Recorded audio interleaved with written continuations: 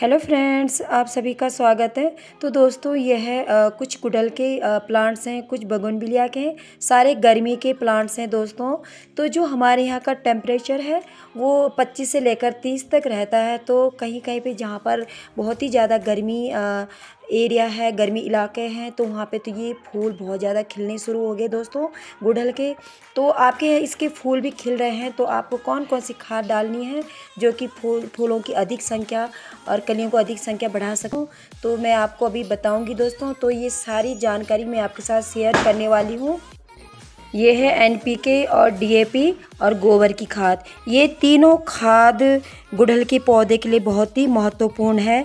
NPK में phosphorus और potassium की समान मात्रा होती है और डीएपी में फास्फोरस, नाइट्रोजन, अमोनियम नाइट्रेट होता है, जो कि पौधों के लिए बहुत ही अधिक वृद्धि करता है और पौधों की ज़्यादा ग्रोथ भी बढ़ाता है। पत्तियां और इसके जो हरी पत्तियां बिल्कुल चमकदार होती है और इसके फूल और कलियां ढेर सारे बनते हैं दोस्तों। ये सब चीज़ डालने से दोस्तों, यदि आपके यहाँ इस वक्त फूल खिल रहे हैं गुड़हल के, तो आप ये भी डाल सकते हैं दोस्तों।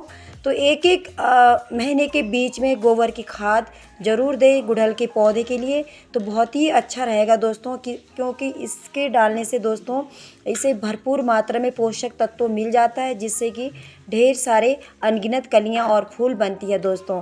तो आपको एनपीके किस तरह से देना है दोस्तों, 8 से लेकर 10 दाने इसमें डालने हैं दोस्तों, और थोड़ी बहुत इसमें डीएपी खाद भी डालना है और गोबर की खाद आपको 3 मुट्ठी लेना है। 3 मुट्ठी लेकर इन सारे पौधों में डालेंगे दोस्तों, तो इसमें अनगिनत कलियां और फूल आएंगे दोस्तों। तो इससे क्या है कि पौधों की एक अच्छी ग्रोथ भी मिलती है और पौधों को एक अच्छा पोषक तत्व भी मिलता है।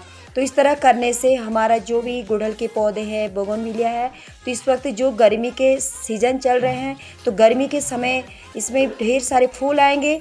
तो मेरे यहाँ का जो मौसम है दोस्तों, थोड़ी ठंड है, तो हमारे यहाँ तो अगले महीने से ये स्टार्टिंग करेगा फूल देना। तो नवंबर तक ये फूल दिखने को मिलेंगे दोस्तों मेरे गार्डन पे।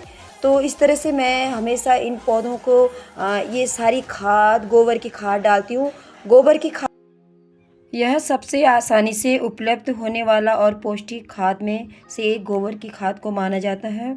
गोबर की खाद में नाइट्रोजन, फास्फोरस और पोटेशियम की मात्रा संतुलित होती है, जो कि घर में आसानी से भी गोबर की खाद बन जाती है दोस्तों।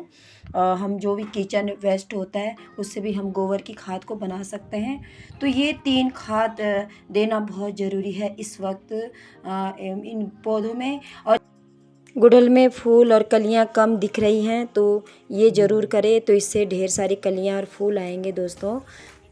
और गुड़हल को किस तरह से पानी देना है, मौसम के अनुसार ही पानी देना है दोस्तों। जैसा कि बहुत ज़्यादा गर्मी हो रही है, तो इस गुड़हल पे डेली पानी दे सकते हैं शाम के वक्त।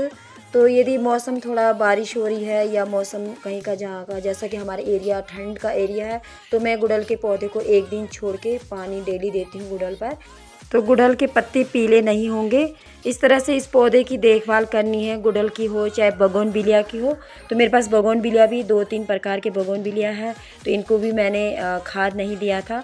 तो इस वक्त मैं इन सारे पौधों पर खाद दे रही हूँ। जब इन सारी प्लांट्स की प्रूनिंग की जाती है, तो ये सब खाद देना बहुत ज़रूरी है, जिससे कि पौधे में एक अच्छी वृद्धि मिलती है और फूलों की संख्या और कलियों की संख्या भी अधिक दिखने को मिलती है।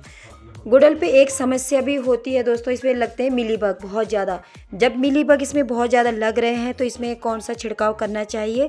सबसे बढ़िया है नीम का तेल का छिड़काव या बेकिंग सोडा, शैम्पू, नीम तेल, इन 3 चीज़ों को मिलाकर अच्छे से घोल बनाकर इन पत्तों पे या फूलों पे छिड़काव करेंगे, तो मिलीबग ख़त्म हो जाएंगे।